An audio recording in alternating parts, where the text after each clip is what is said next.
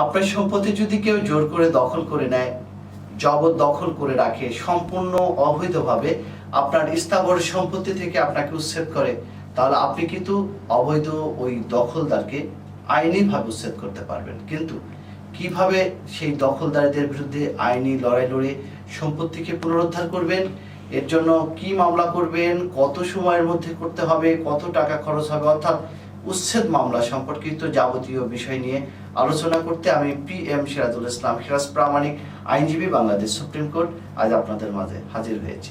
তবে মূল আলোচনা শোনার আগে আমাদের ল টিপস সিবিডি চ্যানেলটি সাবস্ক্রাইব করুন, বেল বাটনে ক্লিক করুন।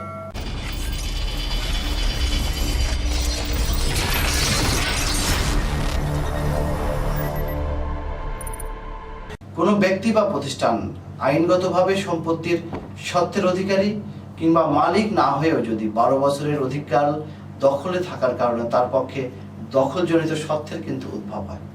কাজেই দখলের মেয়াদ 12 বছরের কম হলে সুনির্দিষ্ট প্রতিকার আইনে আপনি মোকদ্দমা করে সহজেই সেই দখলদার ব্যক্তিকে আপনি উচ্ছেদ করতে পারবেন। আর মামলাটি উচ্ছেদ হওয়ার 12 বছরের আগেই কিন্তু করতে হবে, নতুবা 12 বছরের ঊর্ধ্বকাল দখল থাকলে ওই সম্পত্তিতে দখলদার ব্যক্তির অ্যাডভার্স পজিশনের সত্ত্ব সৃষ্টি হয়। আপনাকে মনে রাখতে হবে, এখানে জমিতে সত্ত্ব, স্বার্থ, হক বিষয়টি আদালত প্রাধান্য দেবে না, আদালত প্রাধান্য দেবে দখলি সত্ত্বকে। তবে আমাদের সংবিধানের 42 অনুচ্ছেদে স্পষ্ট করে বলা আছে, আইনের দ্বারা আরোপিত বাধা নিষেধ সাপেক্ষে প্রত্যেক নাগরিকেরই কিন্তু সম্পত্তি অর্জন, ধারণ, হস্তান্তর এবং অন্যভাবে বিলি ব্যবস্থা করার অধিকার থাকবে, এবং আইনের কর্তৃত্ব ব্যতীত কোনো সম্পত্তি বাধ্যতামূলকভাবে গ্রহণ, রাষ্ট্রায়ত্ত বা কোনোভাবেই দখল করা যাবে না।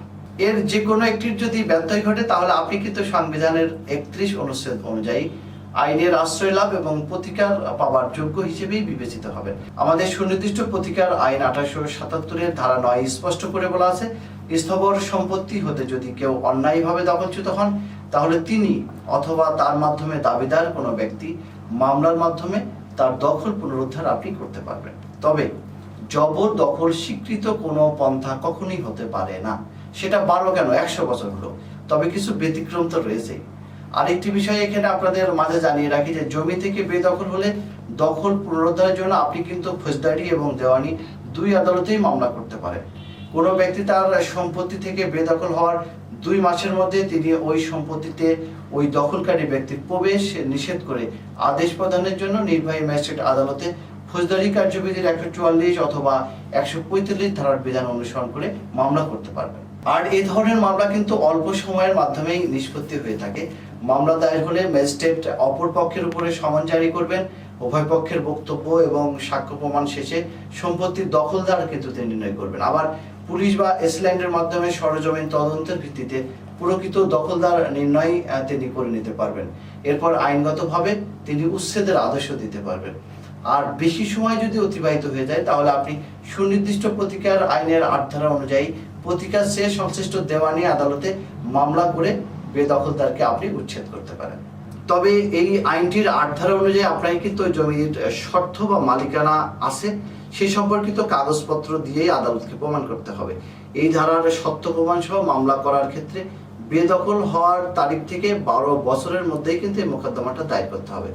জমির দখল যার কাছে আছে বা যিনি দখলে আছেন তিনি দখলে থাকবেন, এটা কিন্তু সাধারণ নীতি। কিন্তু কেউ অন্যায় এবং বেআইনি ভাবে যদি আপনার সম্পত্তি থেকে বেদখল করে, সেই অন্যায় বেদখলকারকে জমি থেকে সমূলে উচ্ছেদ করতে আপনাকে খাস দখলের মামলা করতে আইনে কোথাও বাধা নেই। আর 20 বছরের অর্জিত ব্যবহারসিদ্ধ অধিকারে কেউ যদি বাধা দান করে, সেই ব্যবহারসিদ্ধ অধিকার ফিরে পেতে বাধা দানের দিন থেকে 2 বছরের মধ্যেই কিন্তু আপনাকে মামলা করতে হবে। একটি উদাহরণ দিলে বিষয়টি আপনাদের মাঝে আরো পরিষ্কার হয়ে উঠবে। ধরুন আপনি 20 বছর ধরে আসা যাওয়ার জন্য রহিম মিয়ার বাড়ির একটি অংশ রাস্তা হিসেবে ব্যবহার করে আসছেন। প্রকাশ্যে শান্তিপূর্ণভাবে আপনার এই চলাচল রহিম মিয়া সহ তার পরিবারের কেউ কোনো কালেই বাধা দেয়নি। আপনি এই পথ অধিকার ফিরে পাওয়ার জন্য বাধাপ্রাপ্ত হওয়ার পরদিন থেকে 2 বছরের মধ্যেই কিন্তু রহিম মিয়ার এই বাধাদানের বিরুদ্ধে আপনি মামলা দায়ের করতে পারেন। এই সময়ের মধ্যে যদি মামলা না করা হয়, তবে আপনি পথের অধিকার হারাবেন এবং আপনি চলাচলের রাস্তায় রহিম মিয়ার পূর্ণ অধিকার বর্তাবে। কারণ আমাদের ভূমি সংক্রান্ত 1908 সালের তামাদ আইনে স্পষ্ট বলা আছে, আমাদের ভূমি সংক্রান্ত 1908 সালের তামাদি আইনের 28 ধারা অনুযায়ী যদি কেউ বিনা বাধায় কারো জমি একধারে 12 বছরের দখল রাখতে পারে, তবে তিনি ভূমির মালিকানা দাবি করে আদালতে মামলা দায়ের করতে পারেন। উচ্চ আদালত বলছেন, অবৈধ দখলদার জমিতে মূল মালিকের বিরুদ্ধে কোনো নিষেধাজ্ঞা পাওয়ার অধিকারী নয়। এ বিষয়ে আমাদের 60 ডিএলআর এর পেজ নাম্বার 9 এ একটি সিদ্ধান্ত রয়েছে।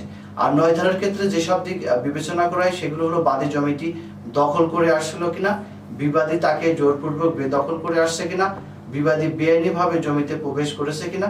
তবে সরকারের বিরুদ্ধে কিন্তু 9 ধারার মোকদ্দমা দায়ের করা যায় না।